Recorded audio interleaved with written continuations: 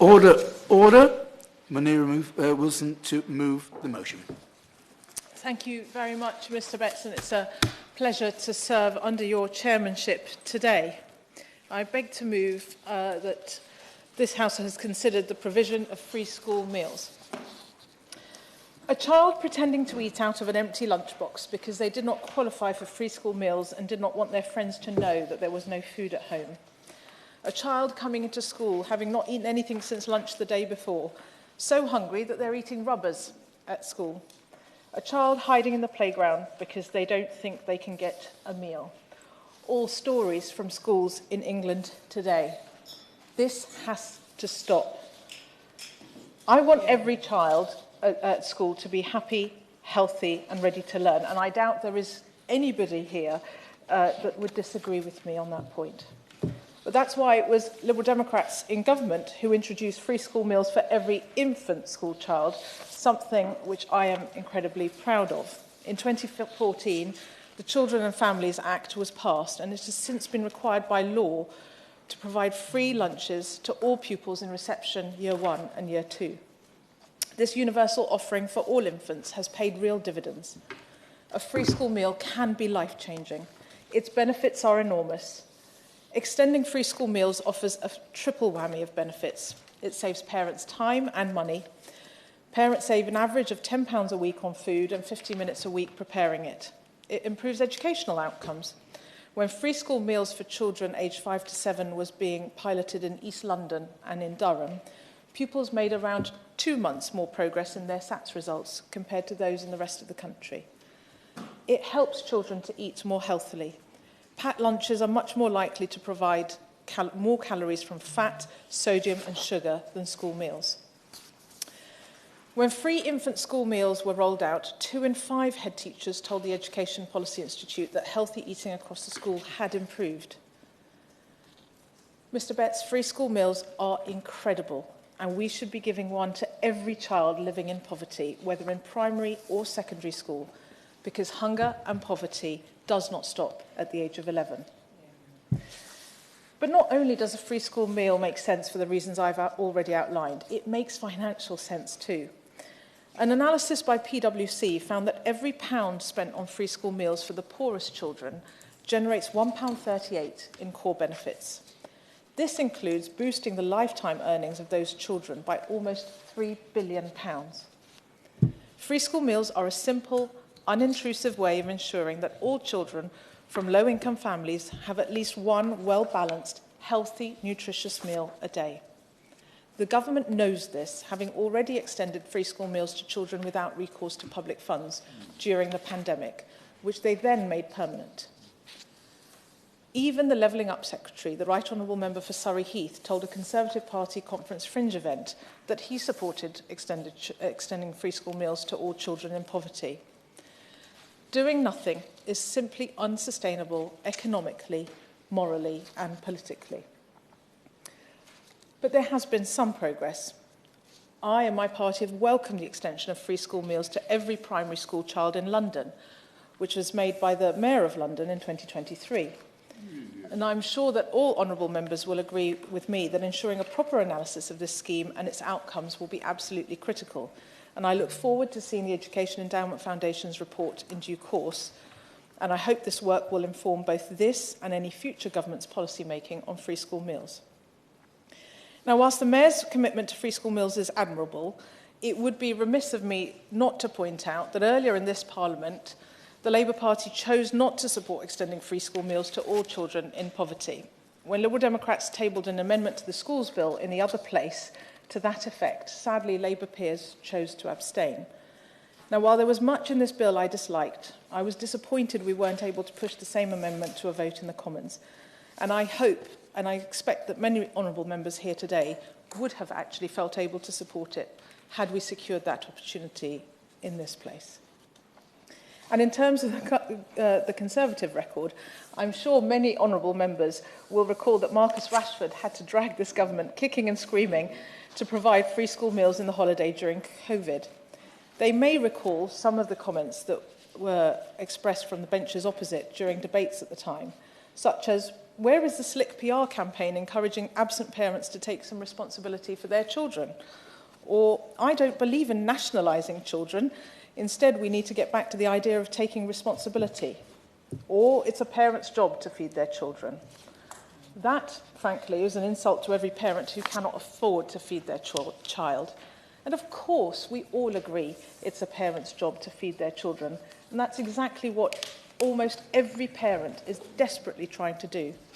Indeed, I met a mother at one of my constituency surgeries who had fled an abusive partner. She was skipping her mental health medication because she needed to use the money that she would have spent on prescriptions to ensure that her daughter could eat lunch at college. That is a mother taking her responsibility to feed her child seriously, and she is paying the price with her health and well-being. And I'm afraid the Conservative government is forcing parents to make impossible choices such as these.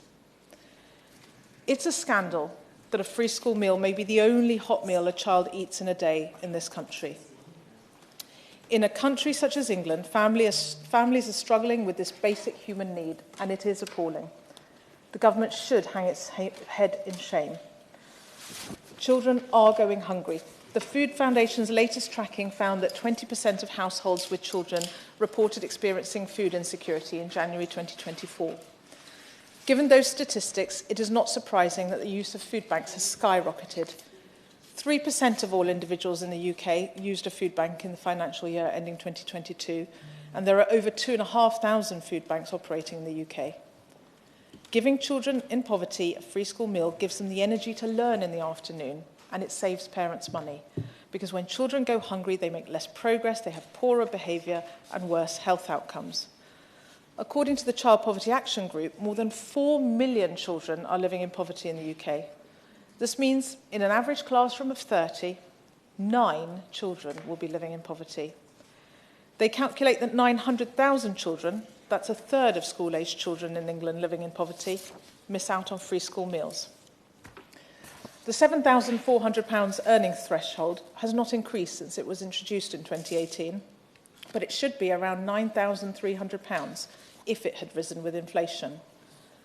Parents are trapped in poverty by a system that punishes them for working more hours. When universal credit was introduced in 2010, the government promised that people would be better off for each hour they work and for every pound they earn. But under the Conservatives, this is no longer true. If you're earning just under the £7,400 limit, taking on extra hours or getting a pay rise could make you worse off as you lose free school meals.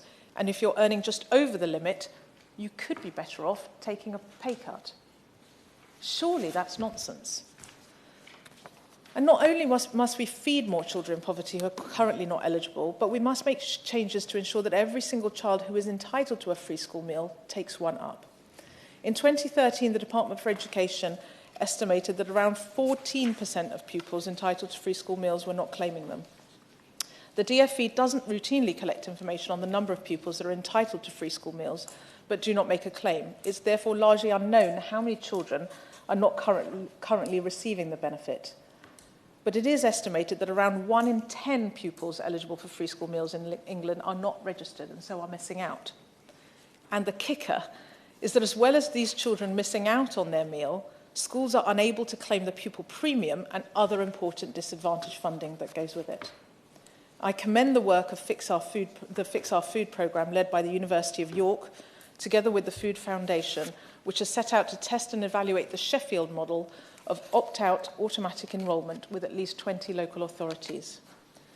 Auto-enrolment is an important step, and I would welcome movement from the government on this. Free school meals, however, cannot and should not be produced from cheap, substandard ingredients. We've all seen pictures of frankly disgusting-looking school meals in some of our national papers. When Jamie Oliver pushed the government to improve the nutritional quality of our school meals, whilst Jamie Oliver has pushed for improvements in the quality of school meals, there is still more work to be done. But the root of these problems, I'm afraid, is money.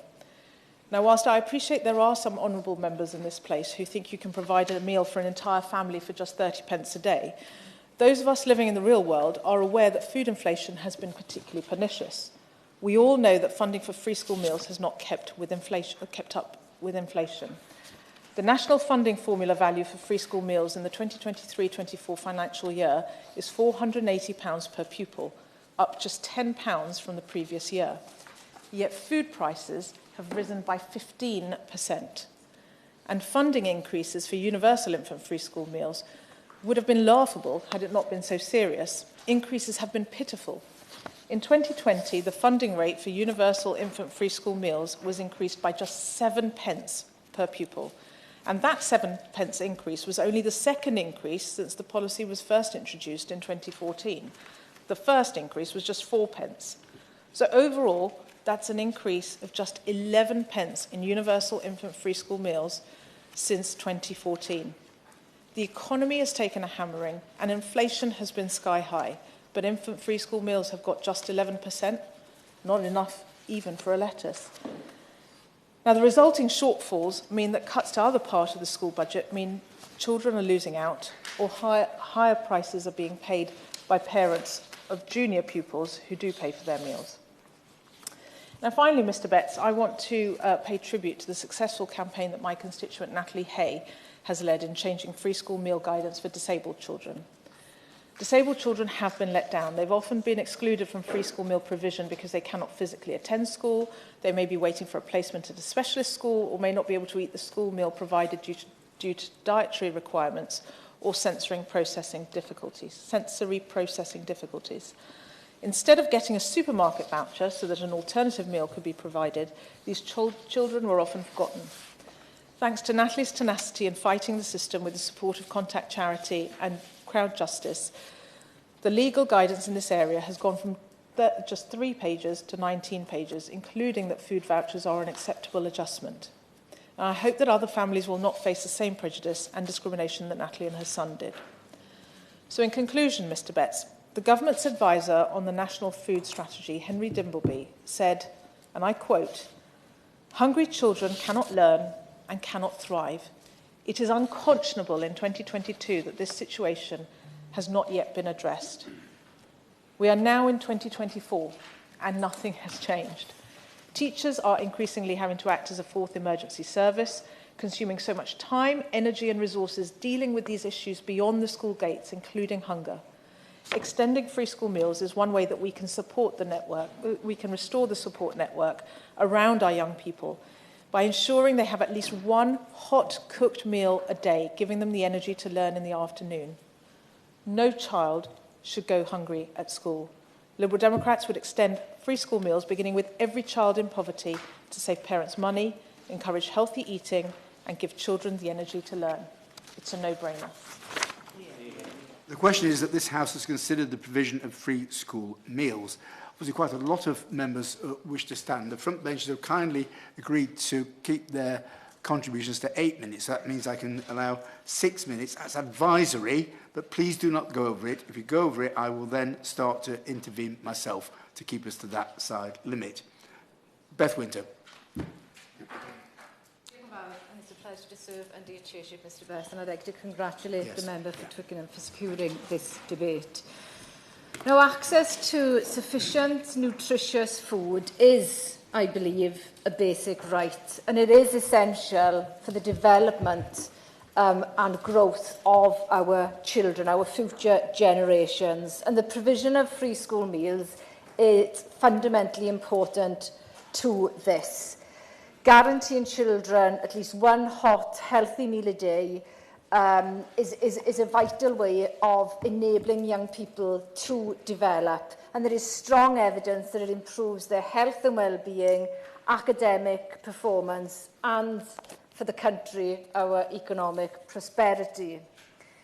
The government likes to say how it has increased free school meal provision, but the low household income threshold of £7,400 means that there are currently close to 1 million children living in poverty in England who are not eligible for the government's free school meal scheme. Furthermore, as the NEU, the National Education Union, highlights, divisions inherent in a means-tested system also means the stigma remains a barrier to accessing free school meals, even for parents who are aware of their entitlement. And it has been estimated that as many as 215,000 eligible children missed out in 2020. But as well as being in the interests of children and their families, expanding free school meal provision makes sense economically, and research conducted by PwC has found that expanding eligibility to free school meals in line with universal credit does have economic benefits.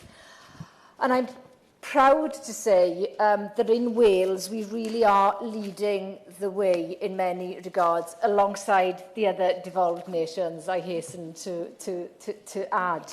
And I've been fortunate to be involved in a grassroots campaign which led to free school meals being provided in all primary schools in Wales, and that is part of the cooperation agreement that exists between Welsh Labour and Plaid Cymru. And as of last month, all primary school children in Wales, including in my constituency of Cynon Valley, are receiving free school meals. It is time for England to catch up. And I want to commend the campaign work that the Food Foundation has shown through its Nourishing the Nation campaign and the NEU's Free School Meals for All campaign, and for their briefings ahead of this session today. England can start to catch up with Wales by ensuring that at least the 900,000 children living in poverty but not having access to a free school meal are able to do that. But there is a lot more that we can do, including in Wales. And I just want to briefly mention the excellent work actually that the Bevan Foundation has been doing recently on provision to those currently subject to no recourse to public funds. Currently, eligibility assessment for these children rely on receipt of benefits which parents subject to no recourse conditions can't access. So Welsh Government guidance encourages local authorities to exercise the discretion where children are affected by no recourse, but many children from low-income households are not entitled to free school meals. So what the Bevan Foundation are recommending is the Welsh Government introduce automatic eligibility for free school meals to those children. And that is something that England should also be doing as well. And just before I conclude, just to go further, I passionately believe that free school meals should be an entitlement for all children and young people.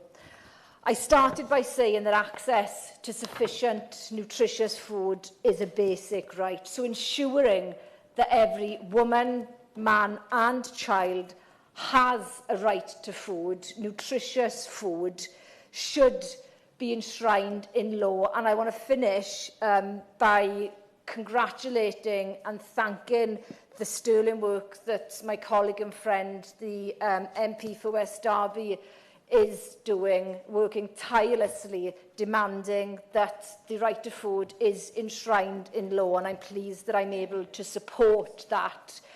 We can afford it. We're the fifth richest nation in the world. We could introduce a wealth tax, end tax evasion and avoidance by the rich. There is another way, and we've got to start getting our priorities right as a country.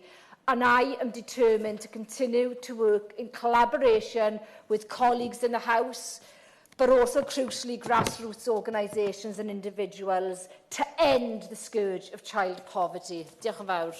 Stephen Timms. Thank you very much, Mr Betts. And I want to also, very pleased to be serving under your chairmanship, and I want to congratulate the Honourable Member for Twickenham on securing this very welcome debate. In 2022-23, 30% of children were in poverty after housing costs. That's 4.3 million children, the highest number since 1998-99, reversing all the progress that had been made in the years following that. The Government Family Resources Survey found a tenth of all households were food insecure. That's the government's own data. 15% of households with children. The Food Foundation has been mentioned by both speakers in this debate already. They use a different methodology taken from the USA's Food Security Survey model. They found 17% of all households and 23.4% of households with children either moderately or severely food insecure in June 2023. These figures make it absolutely clear that child poverty in the UK is much too high. We are limiting our future potential by keeping it at this current high level. The most immediate benefit of free school meals is tackling this scourge. And as we've heard, a third of school-aged children in poverty are missing out on free school meals at the moment, according to Child Poverty Action Group.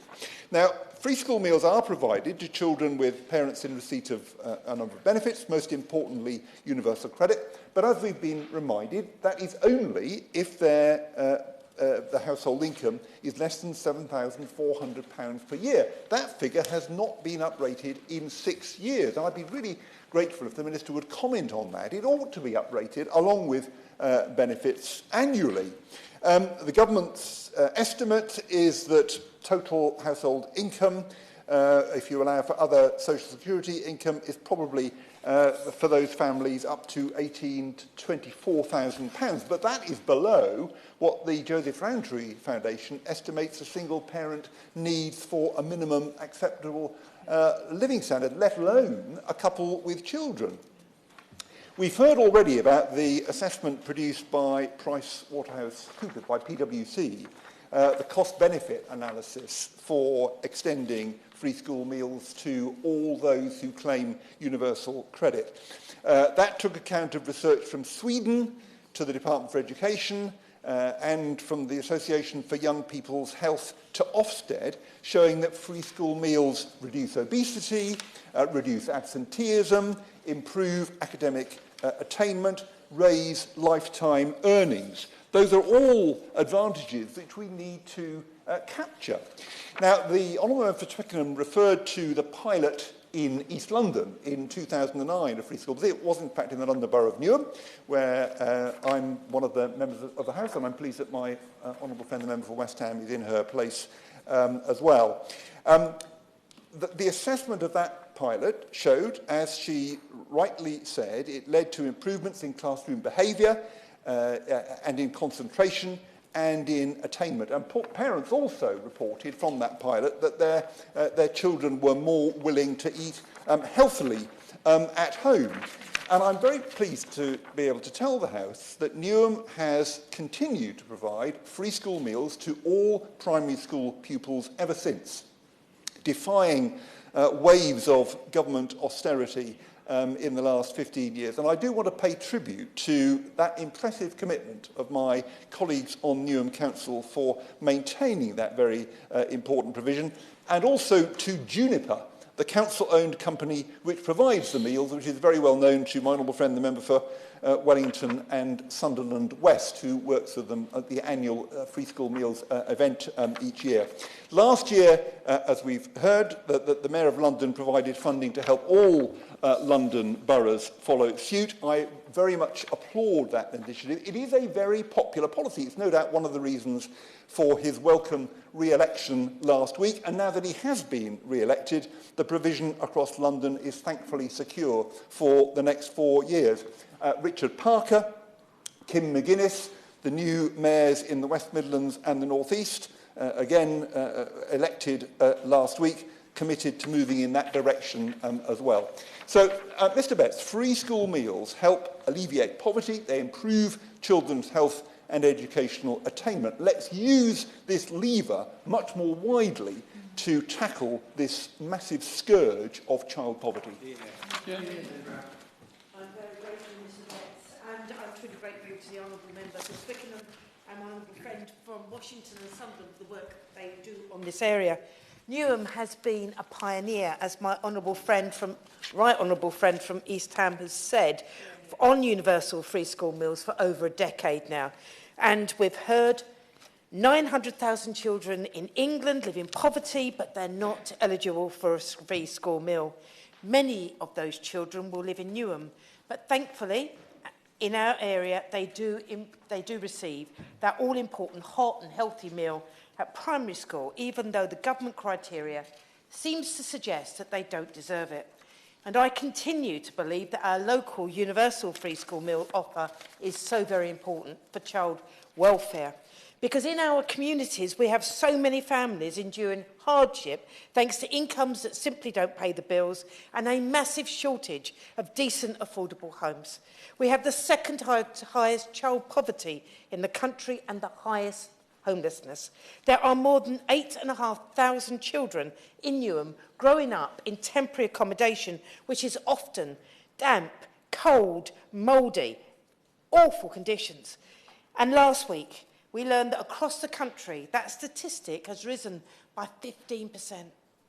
Our families, whether they're technically in poverty or not, whether they're able to pay their rent or just struggling to do so, have been massively impacted by the cost of living crisis over the past years.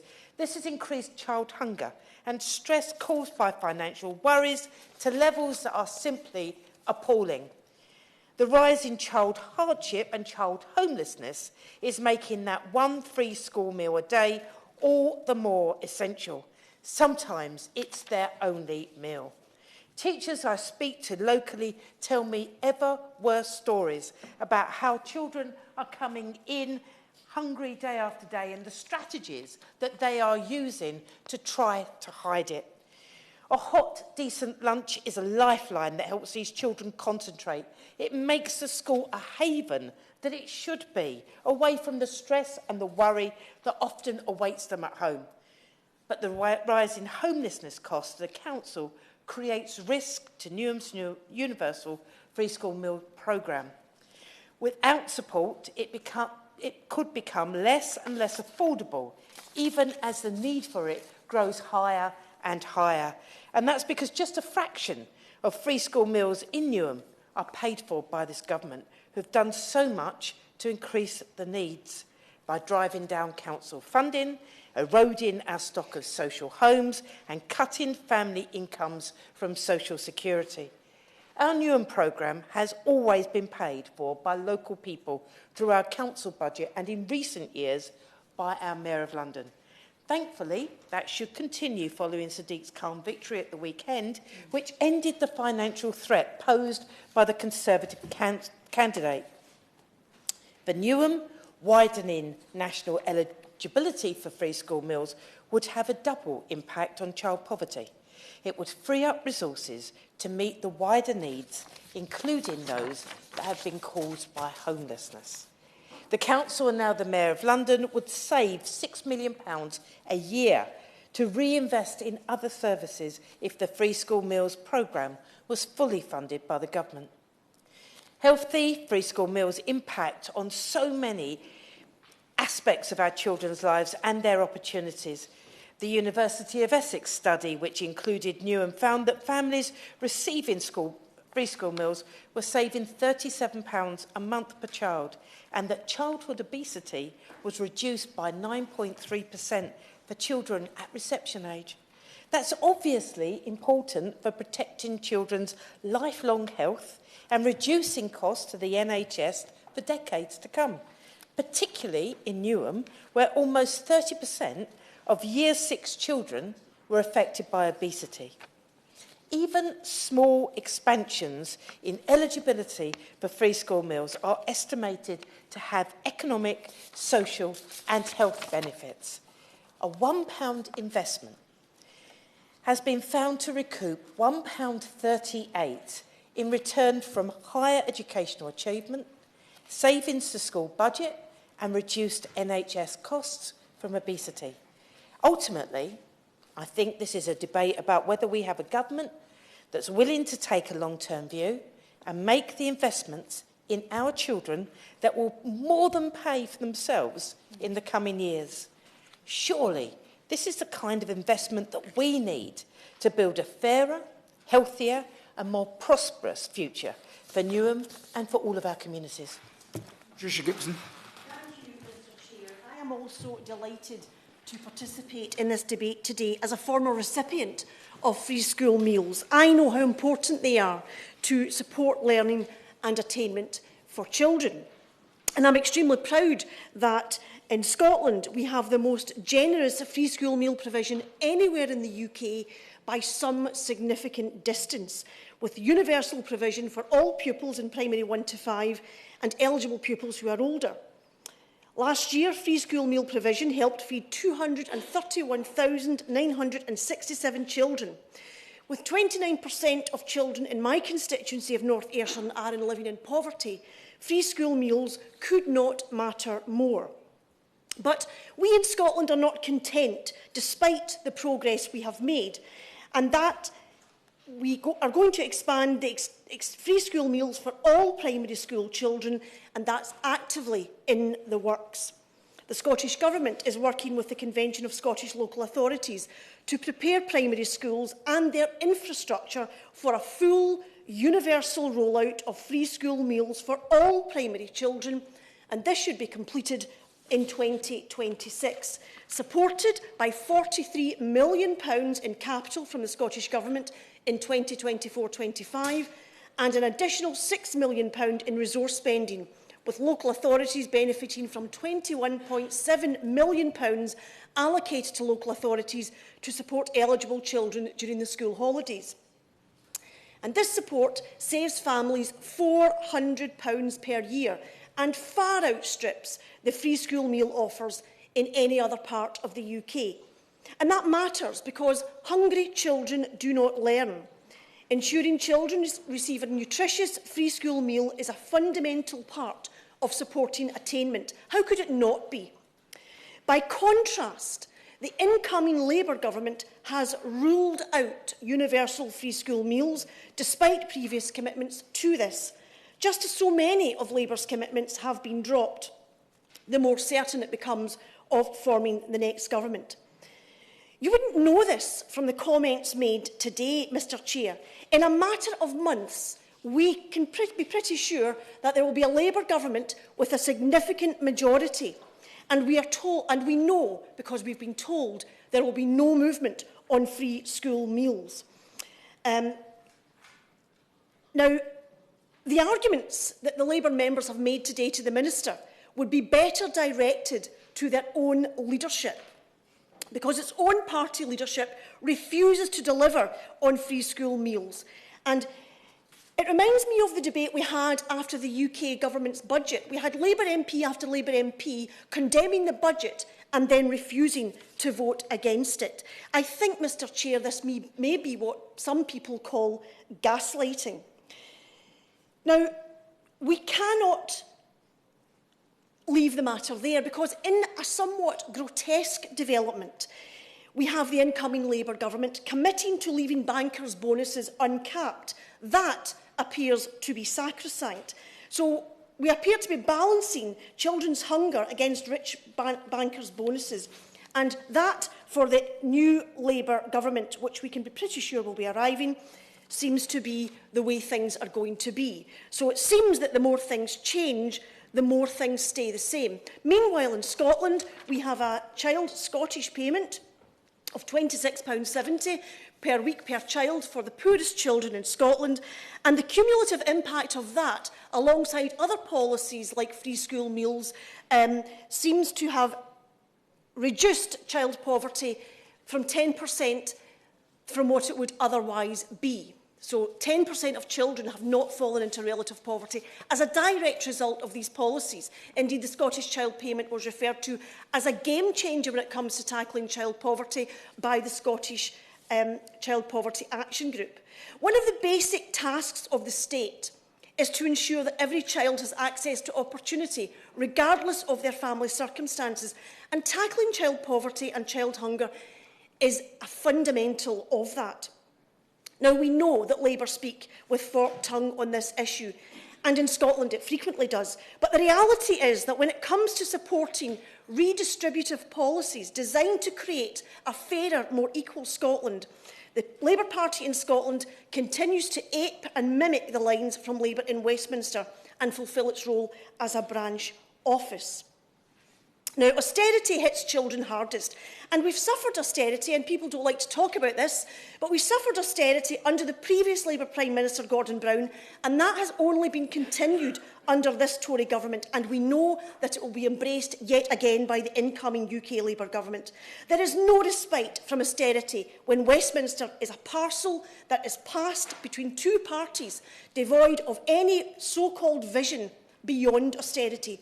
Scotland's children are faring better because the SNP Scottish Government chooses to use its power to support them, and to govern is to choose. Sadly, neither of the Westminster parties today will choose universal free school meals for children. I'm proud that in Scotland we are making a different choice for children in Scotland. I fear for the children in England. Honour to serve under your chairmanship today, and I want to thank the Honourable Member for Twickenham for securing today's debate and for her excellent opening speech setting the scene also. The topic of school food, and specifically free school meals, has been an incredibly important one for me throughout my parliamentary career. In fact, I'm chair of the all-party group on school food, which I set up in 2010, and which I'm pleased to say a number of colleagues here today are also very important members. As we've heard already, in the UK, our devolved nations each have their own individual free school meal offers.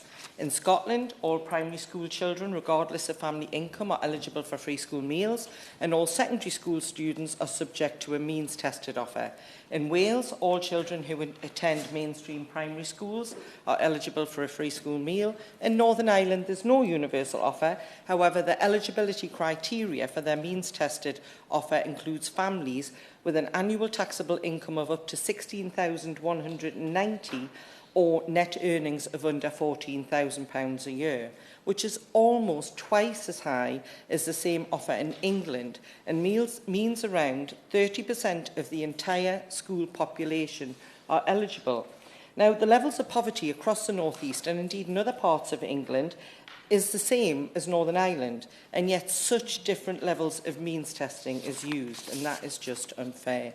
In England, all children in reception year 1 and year 2 currently receive a hot, healthy meal each day. Universal infant free school meals is a policy I'm very proud of, having worked with Henry Dimbleby and John Vincent on the school food plan that helped convince them to put universal primary free school meals as one of their recommendations, which, as we heard, the former Deputy Prime Minister then enacted when they were in the coalition government, which I think we are all very happy still exists to this day. The free school meals, not the coalition government. However, from year 3 onwards, provision of free school meals is means tested. Only children in households in England who receive universal credit and earn less than £7,400, excluding benefit payments, are eligible for free school meals. On that note, in today's short speech, I will focus on how we must change the policy in England. For too long, England has been the poor relation. It's just not good enough. We have the least generous offers around school food and the highest rates of children in poverty who are ineligible for free school meals. We must think about the quality of the food also that we are providing to our students. The school food standards are a fantastic set of regulations that provide guidance on the nutritional quality and variety of food children should have access to at school. And when it is followed correctly, the school meal offers are some of the best in the world. And I work with parliamentarians around the world, so I speak with some authority on this. However, sadly, some schools struggle to do so, and they need support. In England, there is no consistent assessment, monitoring or reporting of whether schools are meeting the standards that exist for school food, and there's no ring fencing of funding either. This means the quality is very variable, with some children benefiting from nutritious, delicious food, while others receive lower quality meals. We must discuss the structural issues surrounding provision that make delivering school meals unsustainable. For example, the funding, which has been talked about already, per meal for universal infant free school meals is far too low. It's just £2.53 across most of England, despite the average meal cost exceeding this.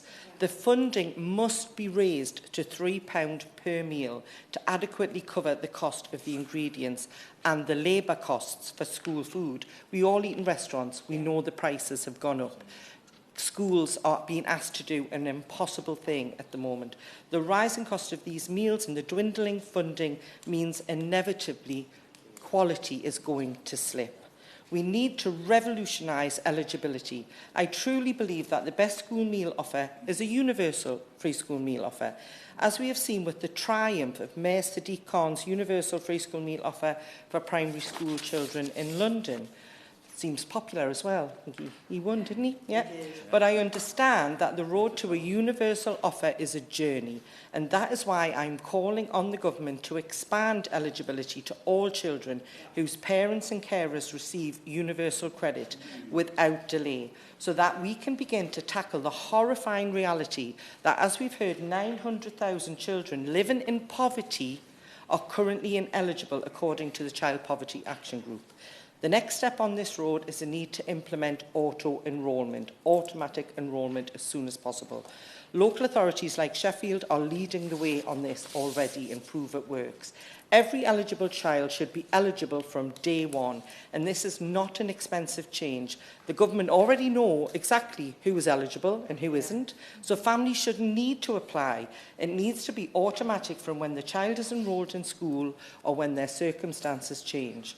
This will help schools too, because they'll get extra pupil premium that can then unlock access to resources and support, as well as a hot meal for these children. Free school meals are foundational to a fair and equal school experience.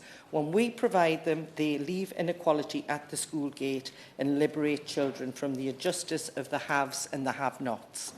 Burn. Thank you, Chair. It's always a pleasure to share under your chairship, and thank you to the member for Twickenham for securing this important debate today. And can I echo her praise for Natalie Hay and Contact, a fantastic campaign of victory for disabled children, their parents and guardians. I would also like to start by sharing the words of Monkstown Primary School children in West Derby, who wrote to the Prime Minister last year to ask him to offer free school meals for all pupils. And one pupil said, and I quote, "I'm writing to you today, Prime Minister, because I believe all children deserve free school meals. The inflation over the past few months means some people have been starving at my school because of the cost of living, and so some parents have not had enough money to get school meals." Another pupil said, "Parents might not have the money to pay for food for you. If your brain is hungry, you will feel unhappy and tired." And another pupil said, "We don't have a choice to go to school because it's the law, but we have to pay for lunch." Adam Gidwitz once said, "There's a wisdom in children, a kind of knowing, a kind of believing that we as adults do not have." Now, it's been almost a year since the children wrote to the Prime Minister, who doesn't have that wisdom, unfortunately. And just imagine the difference that would have made for the families and with their children's education, health and happiness if we had listened to the children amongst our primary and introduced free school meals like they asked. Now, last year, over 4 million children experienced food insecurity, not having access to nutritious and balanced meals or having to skip meals. This includes many thousands of my constituency of West Derby, where the relative child poverty rate is significantly higher than national averages, and where, as a city, 1 in 3 are in food poverty now.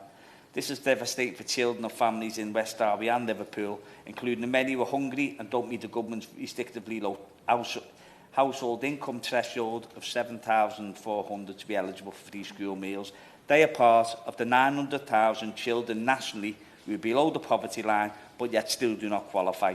It's imperative that this government and politicians understand children going to school hungry as a result of the political choices made in this place. The evidence is clear. We do need universal provision, and nutritious free school breakfast and lunch provided to all primary and secondary school children is a necessity as an investment in the future of our children who are the future of our country. And that's what it is. It's an investment. It shouldn't be seen as a cost. The right political choices cannot wait a moment longer. Universal free school meals would improve attainment, reduce pressure on teachers, parents, the NHS, and evidence has shown it could help drive local economies. Findings from the government's own pilot noted improved academic attainment, with children making between 4 and 8 weeks more progress in maths and English. It's astounding, the statistics.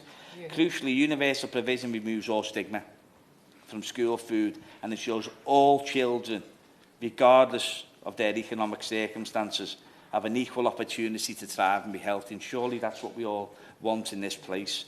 The government's own former advisor, Henry Dimbleby, said, "When children sit down to eat with friends and teachers in a civilised environment, it cements relationships, helps them to develop social skills and reinforces positive behaviour throughout the day."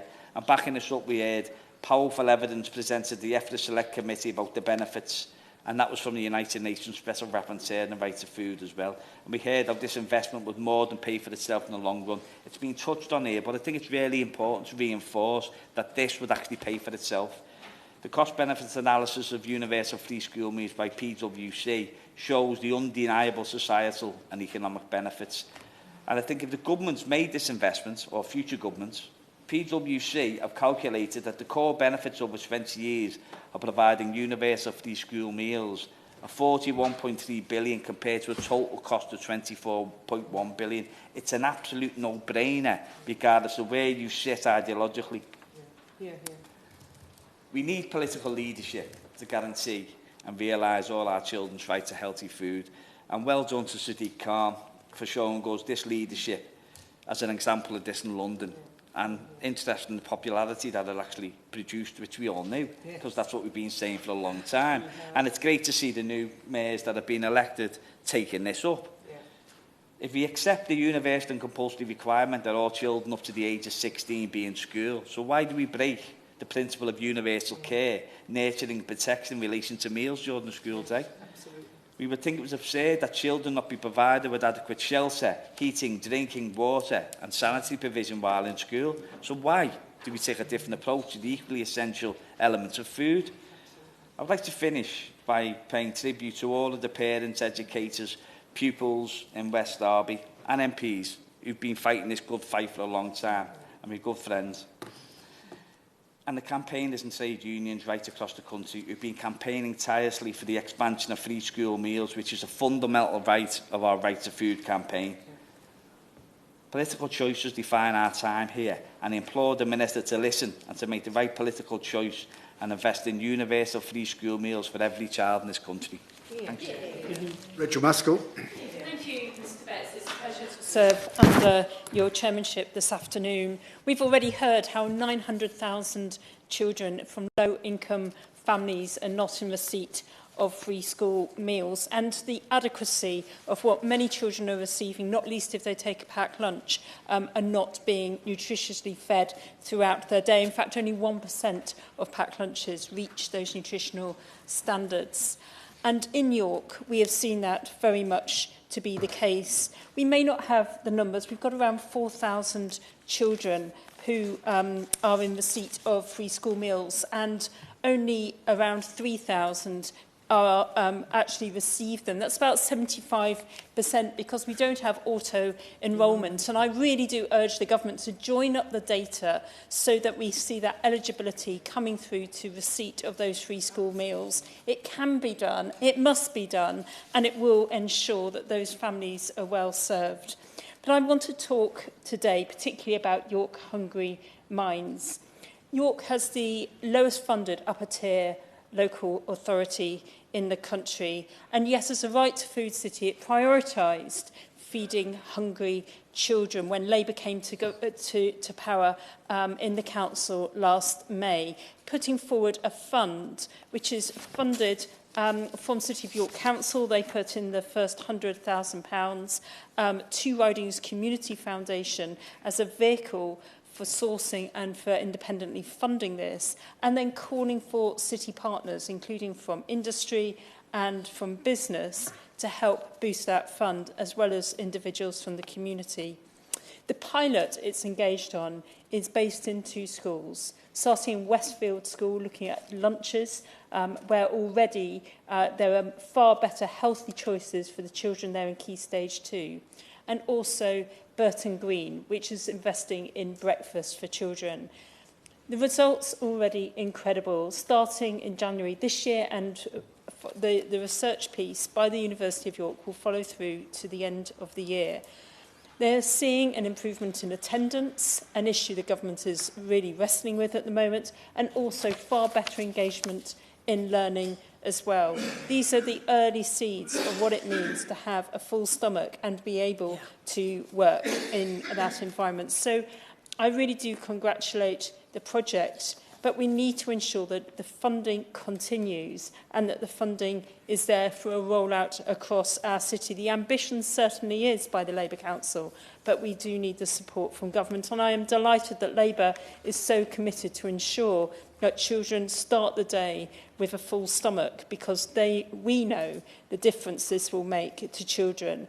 But it isn't just about what happens for a child in school. This is about setting the life course inequality that we see across our society today. And of course, we want to address that by ensuring that children are well fed, because it ends up with a differentiation in exam results, a differentiation in where children move on to, and ultimately the career choices that they're able to make as a result of that, the income that they have. And if we are to break intergenerational inequality, then it's so important that this small measure of having high value, high nutritious meals at the start of the day, and I trust rolling into the middle of the day too, can really be the game changer that families need.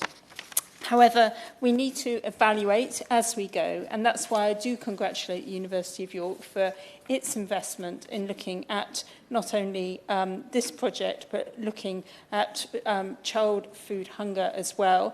And they're evaluating the difference that this project will make to the lives of those children, how much healthy food is going to the children as a result of the menus and the menu choices and the amount of food waste there is, which is another factor which is so important. Looking at any changes in the readiness to learn and any changes in absence due to ill health and, of course, school attendance. Looking at the data, and I trust the Minister will strengthen the opportunity to roll out these programmes. But also important to the programme is looking at the stigma which providing free school meals provides. And we must remember that no child wants to be differentiated because of the levels of income and socio-economic disadvantage they experience within their families. I'm happy to give way. John Hodgson.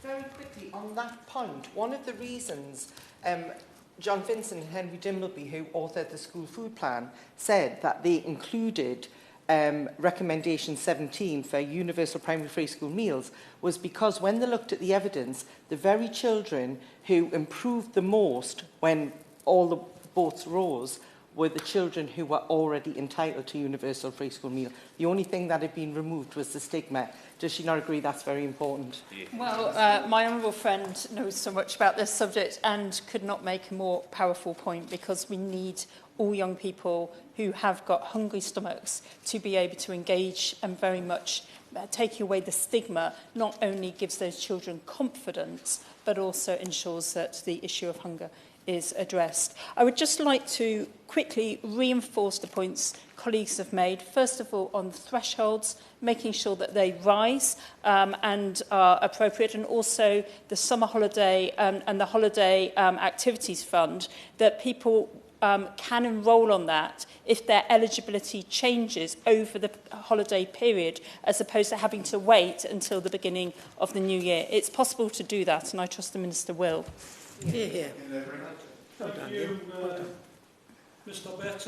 As ever, it's a pleasure to serve under your chairmanship, and I'd like to thank the honourable member for Twickenham for bringing this important debate to the House. I want to declare an interest from the very beginning. Mr. Betts, I was on free school meals for quite some time as a young lad.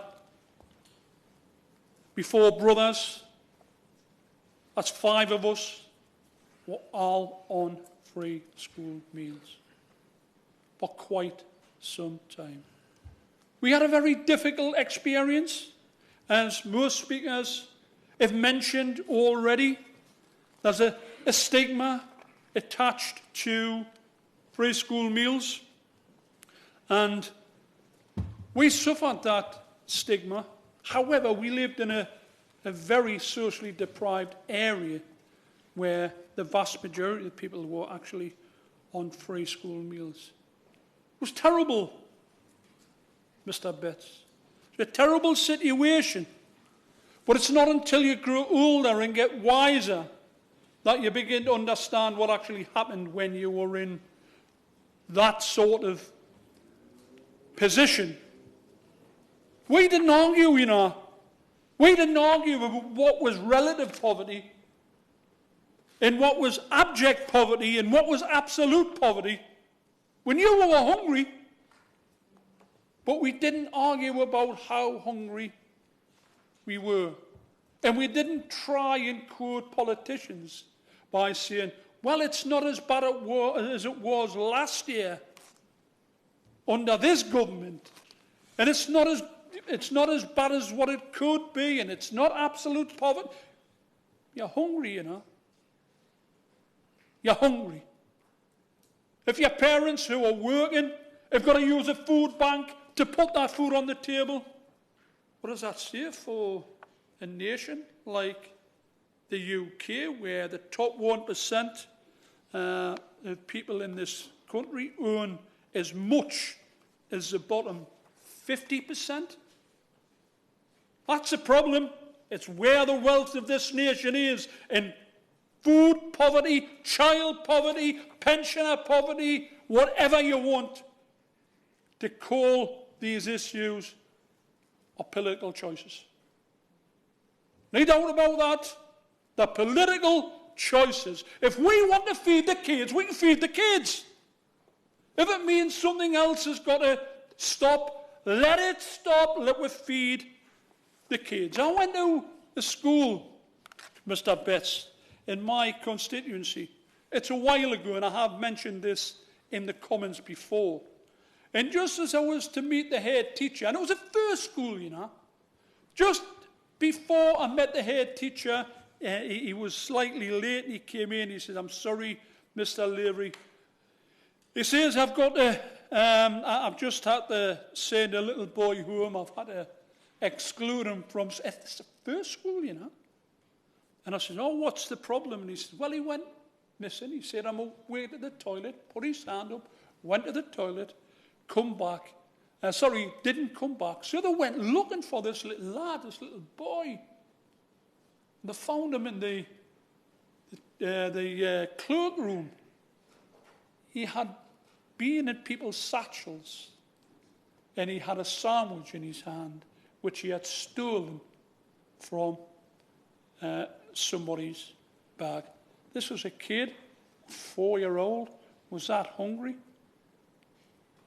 He had to steal sandwiches from somebody else. This is 2024 in one of the richest countries in the world, one of the richest countries on this planet.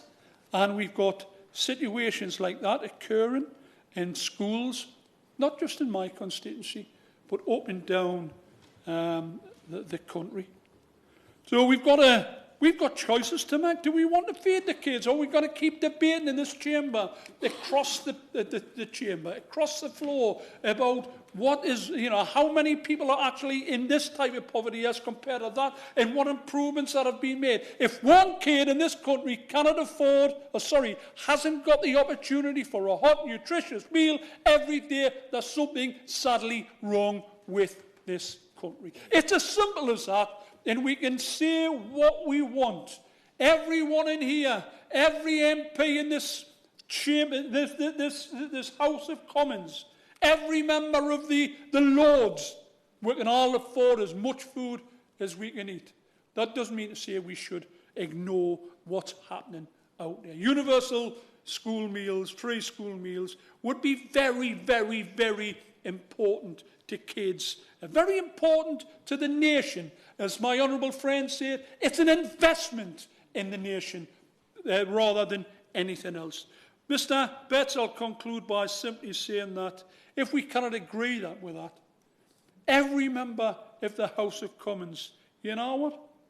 We should bolt the doors of this place and give 650 redundancy notices out and bulldoze this building into the Thames. Zora Sultana.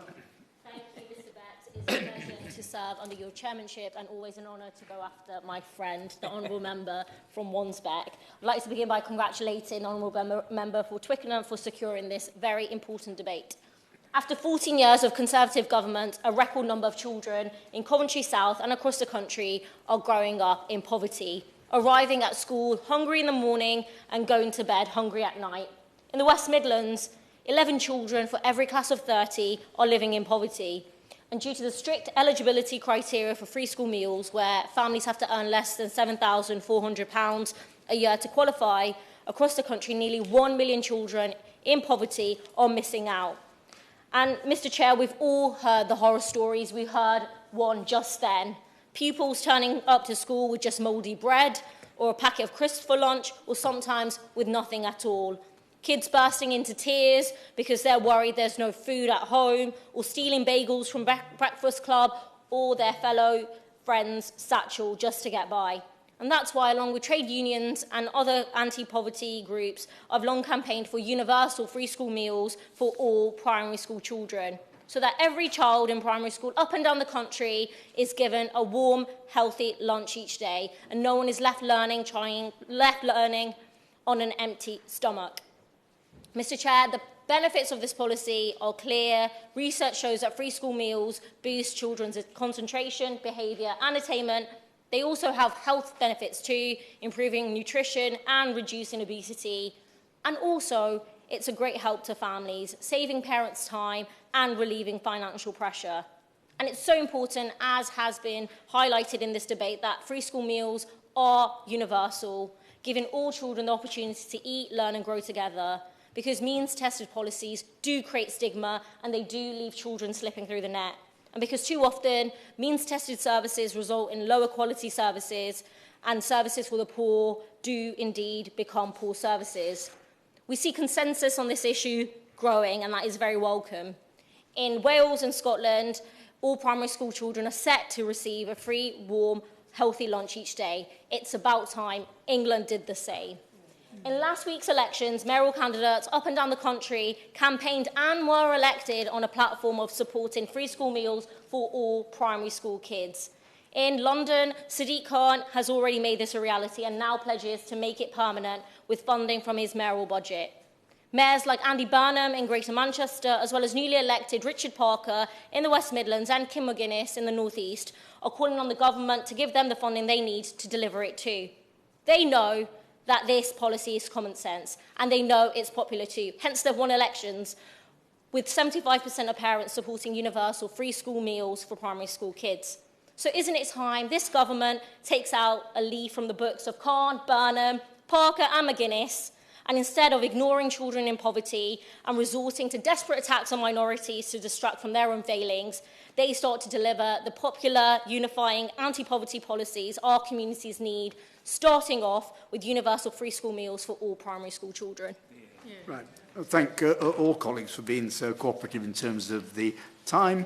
Move over to the front benches now and start off with the SNP, please. Mr Bates, pleasure to serve under your chairmanship, and I congratulate the Honourable Member for Twickenham for bringing forward this debate this afternoon. I think everybody here in the Chamber understands the importance of children being well fed in order to learn well. I, like my colleague, the member for North Ayrshire and Arran, was a teacher for over 20 years and really understood the difference that it made to have children in front of us that actually had food in their stomachs. The Child Poverty Action Group have shown that there's a record high of child poverty in the UK, with 30% of all children living in poverty.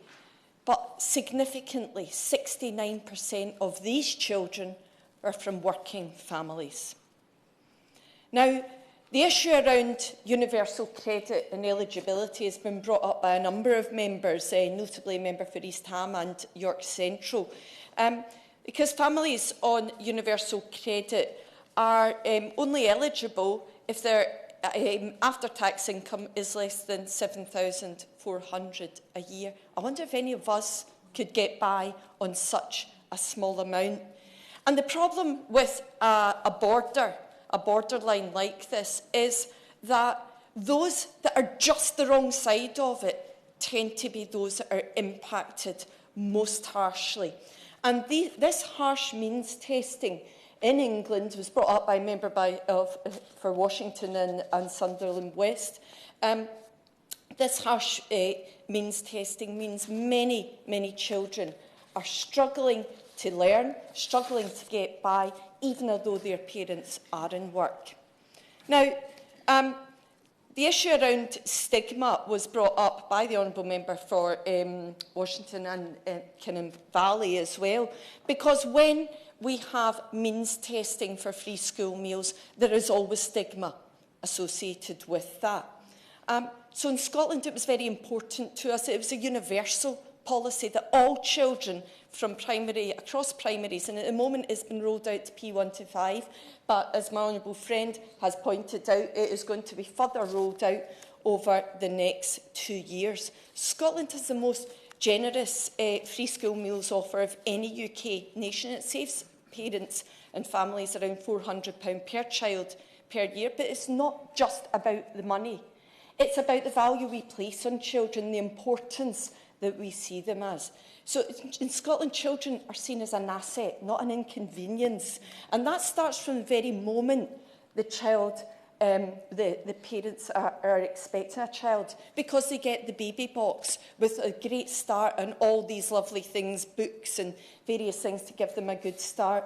And then we have the Scottish Child Benefit, Scottish Child Payment of £26.70 for every eligible child in Scotland. This has been described by the Trussell Trust as game-changing and has seen food bank use reduce dramatically in Scotland.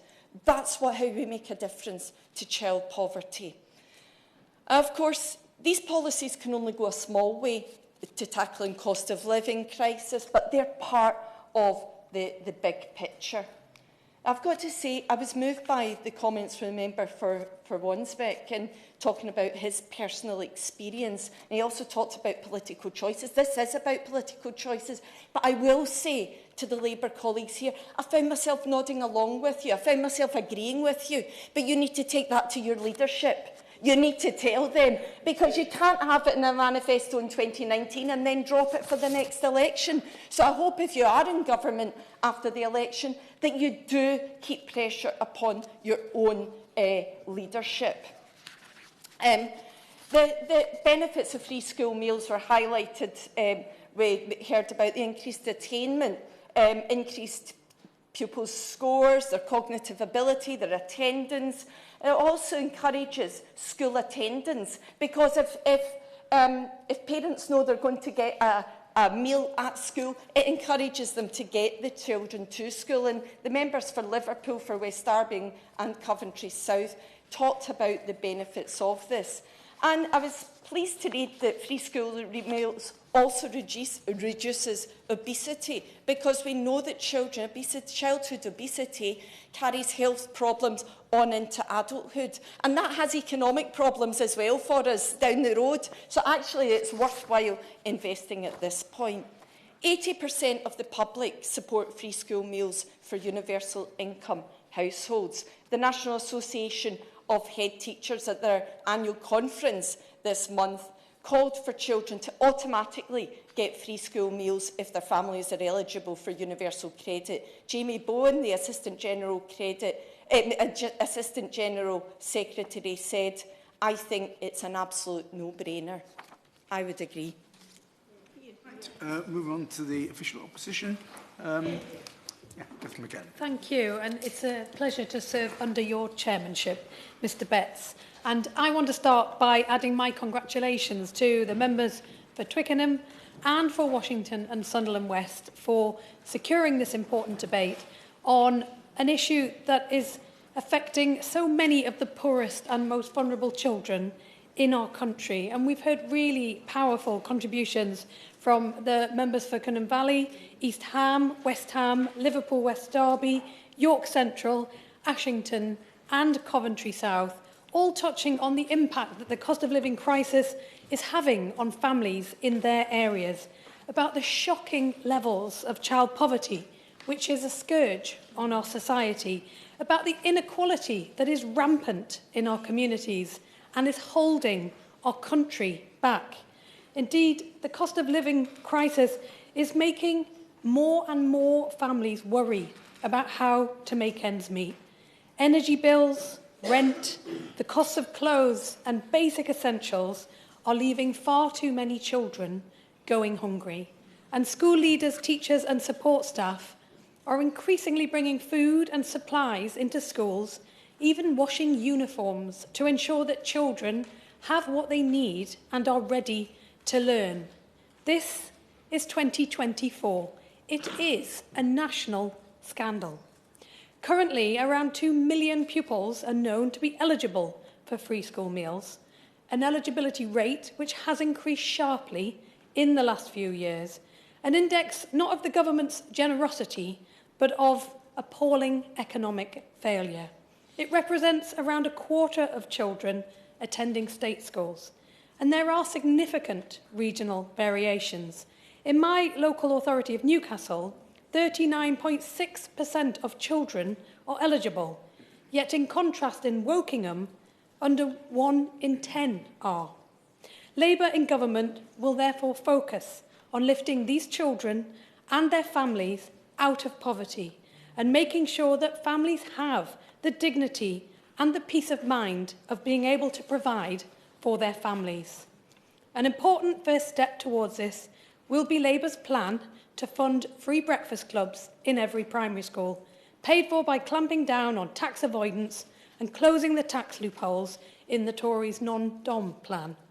It will give all primary-age children not only a healthy start to the morning, but additional time in school to play, to socialise, to be ready for the school day, because it really is as much about the club as it is about the breakfast.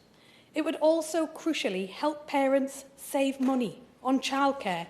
It will put money back in parents' pockets directly and enable parents to have greater flexibility at work so they can earn more for their families. With clear evidence that our breakfast clubs would also improve children's attendance and attainment, it will be central to our determined drive to narrow the attainment gap as well as tackling child poverty. And we're prioritising breakfast clubs because we have a plan to fund them at the cost of £365 million a year, which includes Barnett funding to the devolved administrations. On free school meals, an IFS report last year argued that making them universal for all primary school pupils would cost £1 billion a year, or offering to all children from reception right through to year 11 would cost £2.5 billion a year. In the current economic environment, we must therefore focus on the more targeted measures that we have available. The Conservative government has done precious little for children from the poorest families. The failure to develop a good childcare and early years support system means that children eligible for free school meals are already 5 months behind their peers by the time they start school. Then once in school, the attainment gap between children on free school meals and their peers is the widest it's been for a decade. That's why Labour has committed to ensuring that inclusivity is a new focus for Ofsted, ensuring that inspections look at how schools are supporting the attainment and inclusion of pupils eligible for free school meals and with special educational needs and disabilities to ensure that if you give me one moment, I'll just finish my sentence. To ensure that they are doing what they can to break down the barriers to opportunity. Yes, I give way. Does she not agree with me that one aspect of inclusivity is universalism when it comes to free school meals? And she's talking up, quite rightly, the benefits of breakfast clubs and the importance of children starting the day not feeling hungry. Does she not share my view that also feeling hungry after lunchtime, if you've not had a lunch, is also an issue, and some children will just miss out unless it is universal? So yes, I've focused very much on the role that we see Ofsted should have in ensuring that inclusivity for children who are eligible for free school meals, who have special educational needs and disabilities.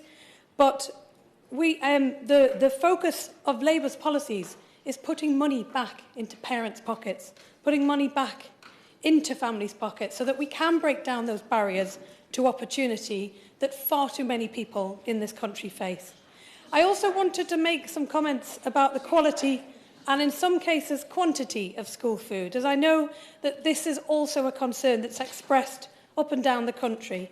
The government does produce guidance on school food, which looks at issues such as foods high in fat, sugar and salt, healthy drinks and starchy foods. Yet there are still concerns around schools and the quality of school food, and there's an evident need to ensure that all schools and food suppliers are ensuring that the highest standards of school food are in place. So Labour would look again at the guidance for school food, especially considering our breakfast clubs policy, to ensure that they truly deliver that healthy start to the school day that we know children need. So, in closing, I want to thank every member who has contributed to today's debate and ensure them that the next Labour government will be committed to reducing child poverty, which is a blight on our society that must be urgently addressed. Yeah, I give way. I thank the Honourable Lady for giving way. Obviously, breakfast clubs are a lovely idea. Does she recognise that there's many children, as a number of colleagues have said, living in temporary accommodation who have an extremely long journey to school, who will often miss breakfast and therefore will lose out altogether? And she talked about targeted interventions. And why is it that her colleagues in the other place wouldn't support the Liberal Democrat amendment to make sure that every child on universal credit got access to a free school meal, or at the very least Henry Dimbleby's recommendation of raising the threshold to £20,000?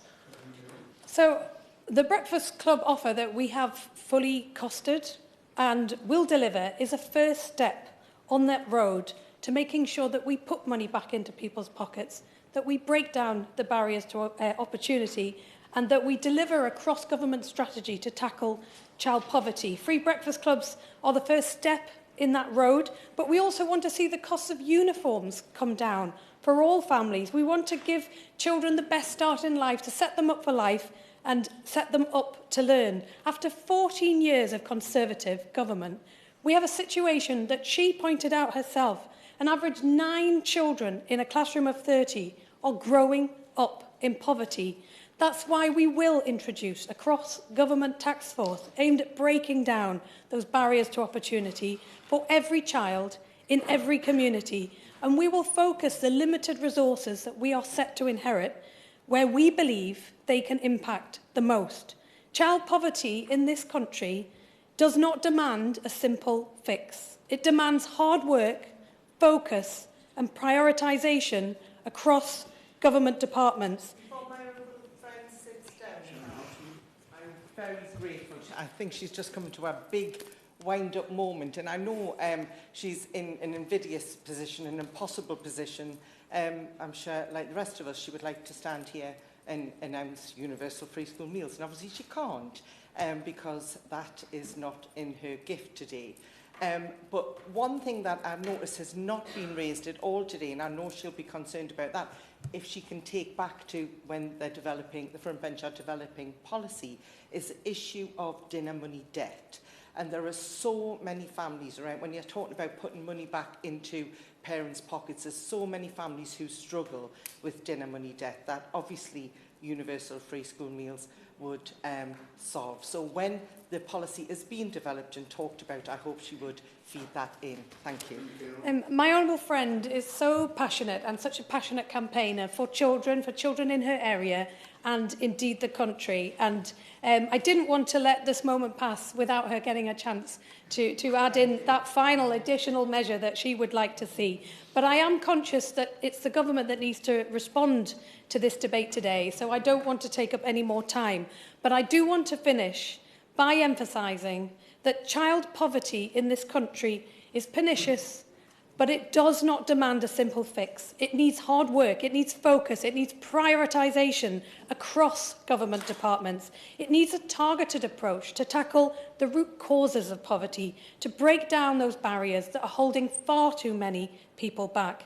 This is a mission that the next Labour government will take on. And as with previous Labour governments, it is one on which we are determined to deliver.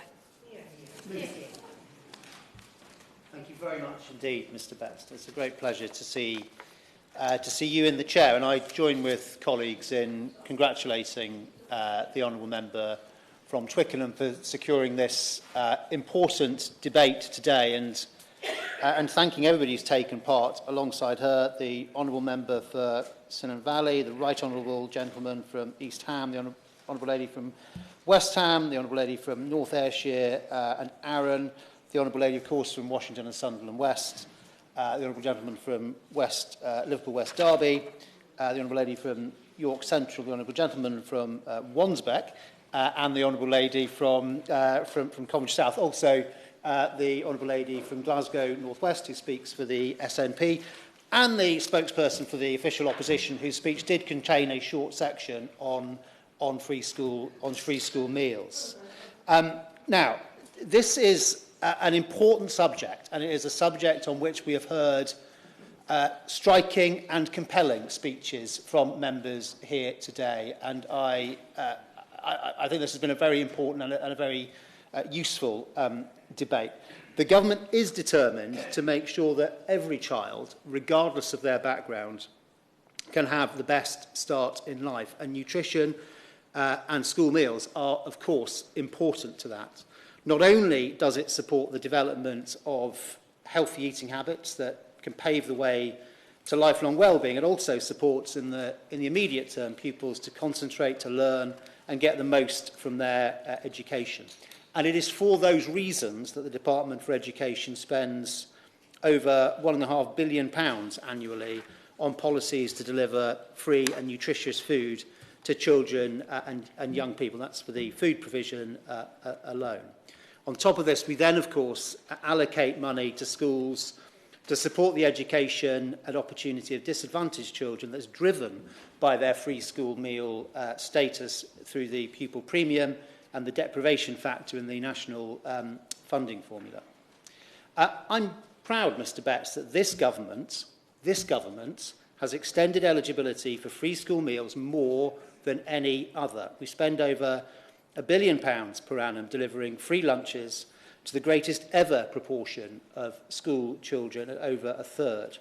This is in contrast to the 1 in 6 who were receiving a free school meal in 2010. And the changes, despite unemployment being down by 1 million, over 600,000 fewer children in workless households since 2010, and the proportion of people in low hourly pay having halved since 2015. The Honourable Lady. Very grateful for the Minister giving way, but I just want to sort of point out that that is because, of course, the introduction of universal infant free school meals, which it has to be said was a coalition government policy. So the Conservatives can't really take full credit for that, because I doubt it would have happened without the coalition government. Fair, when the Honourable Lady from Twickenham was on her feet, she claimed the 2014 Act to be entirely that of the Liberal Democrats. Of course, it was not. It was a coalition government at the time. The Honourable Lady is partly right. There have been actually multiple extensions to free school meals eligibility, including free school meals for disadvantaged children in further education colleges, and the really big factor, which has been the extension of protections under universal credit, which of course has happened since the coalition. I'm dying. I want to give way to the right honourable gentleman. He speaks with great authority on these matters. I am worried about the time, but if he's quick, I will be quick in response. That the prospect of uprating that £7,400 a year income threshold for eligibility for free school meals? Well, look, Mr Betts, I would say to him, as he knows, and he has been in these positions in the past himself, of course we keep that under review, but I would gently point out that it is with the current system that we have this much greater proportion of children and young people being eligible for free school meals than has been the case when other governments, including one of which he was a very distinguished member, were in office in the past. Overall, over 2 million pupils are eligible for benefits-related free school meals. And in addition, as we've just been discussing, 1.3 million infants in years R1 and 2 get a free meal under the Universal Infant Policy introduced in 2014. And further to this, as I was just saying, Over 90,000 disadvantaged students in further education receive a free meal at lunchtime. Together, this helps to improve children and young people's education, it boosts their health, and of course it saves their parents a considerable sum of money. We've also, as I just said, have introduced extensive protections in effect since 2018, and these protections ensure that while universal credit is being fully rolled out, any child eligible for free school meals will retain their entitlement and keep getting free meals up until the end of the phase. So in other words, up until the end of primary or secondary, even if their family's income rises above the income threshold, such that this would otherwise have stopped. On breakfast, look, we all know the saying that it is the most important meal of the day, and the evidence does back that up. It shows that children who don't have breakfast are more likely to have issues with behaviour, with well-being, and with learning. And that's why we are continuing to support the provision of breakfast by investing up to £40 million in the National School Breakfast Programme. The funding supports up to 2,700 schools in disadvantaged areas and means that thousands of children from low-income families are offered a free, nutritious breakfast to better support their attainment, well-being and readiness to learn. And I do gently say to the Honourable Lady who speaks for the opposition that we think it is important that we target that breakfast investment where it is most needed, which doesn't only mean in primary school. I'm going to ask the Honourable Lady to forgive me because we've less than 5 minutes. We have less than 5 minutes to go, and I must reach the conclusion. Further to this, we recognise that nutrition, of course, doesn't cease to be an issue outside of term time, and that holiday periods can be particularly difficult for disadvantaged and low-income families. It's one of the reasons why we continue to support the delivery of enriching activities and provision of nutritious food through the Holiday Activities and Food Programme. It's been backed by over £200 million in funding and sees now all 153 local authorities in England taking part. The success of the programme is plain to see. Since 2022, it's provided 11.3 million, as they're known, half holiday activities and food days to children and young people in this country. Across 2023, a total of over 5 million half days were provided during Easter, summer and winter delivery. And based on reporting from local authorities over winter 2023, more than 290,000 children attended the programme, of which over 263,000 were funded directly by the HAF programme and over 229,000 receiving benefits-related free school meals. And in response to the lady from York Central, there is some flexibility. There is some degree of flexibility possible in terms of for an individual school, individual provision for eligibility for that facility. The HAF programme brings me on to saying it is very, very important. Actually, the Honourable Lady from the opposition was in a different way making this point. Of course, we have to see everything in the round, the full support that is given to families. And in that context, the wider package of support, particularly through the cost of living difficulties that the country has been through, is very relevant. And that has been worth over £100 billion over 2022-23 to 24-25. And it remains the case that pursuing policies which facilitate work, that create jobs, is the single most important poverty-tackling policy that a government can have. Colleagues, including the Honourable Lady from Twickenham and the Honourable Lady from Washington and Sunderland West, brought up the important question of auto-enrolment. And we do want to make it as simple as possible for schools and local authorities to determine eligibility and for families to apply. And that's why we have the eligibility checking service.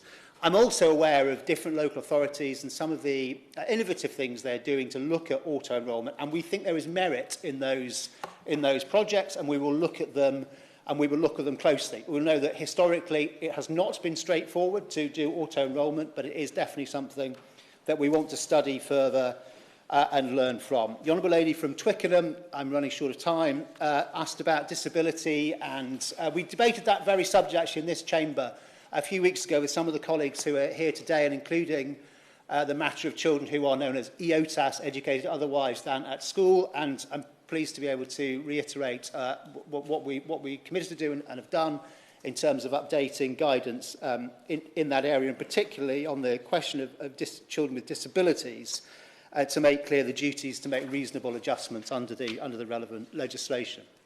Mr. Betts, I hope I have conveyed the extent of free meal support that is currently in place under this government, and also how vital a role it plays in ensuring that the most disadvantaged children receive the nutrition they need to thrive. In particular, I want to thank again the Honourable Lady from Twickenham for bringing this important debate to Westminster Hall today, and to all colleagues for taking part. The question is, this House has considered the provision of free school meals. Does many of that being say aye, contrary no? I think the ayes have it. The ayes have it, and we now move on to the next debate with a new chair. Thank you everyone for your cooperation in that debate.